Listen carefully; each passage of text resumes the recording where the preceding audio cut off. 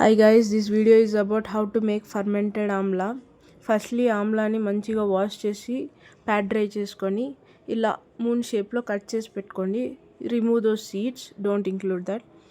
So cut చేసుకున్న దాన్ని ఒక dry jar, plastic or anything lid ఉండే జార్గా తీసుకోండి. దాంట్లో ఈ ఆమ్లాని వేసుకొని అది మునిగేంత వాటర్ పోసుకోండి. దాంట్లో ఎంత సాల్ట్ కావాలో అంత యాడ్ చేసుకోండి. నేను ఈ క్వాంటిటీకి 1 టేబుల్ స్పూన్ ఆఫ్ సాల్ట్ వేసుకున్నా. వేసి క్లోజ్ చేసి ఒక సైడ్లో పెట్టేయండి. 2 days తర్వాత చూద్దాము దాని రిజల్ట్ ఎలా ఉందని నేను చూపిస్తాను ఈ వీడియోలో. So this is after day 1 of fermenting. Ferment చేసిన నెక్స్ట్ డేకి ఇలా వాటర్ క్లియర్గా ఉంటుంది. అదే day 2కి స్లైట్గా కలర్ చేంజ్ అవుతుంది. అండ్ day 3కి స్మాల్ బబుల్స్ ఫామ్ అవుతుంది, విచ్ ఇస్ గుడ్ బ్యాక్టీరియా. అది మీ గట్కి చాలా మంచిది, గుడ్ డైజెషన్ ఆల్సో. సో ఇది చేసి ట్రై చేయండి.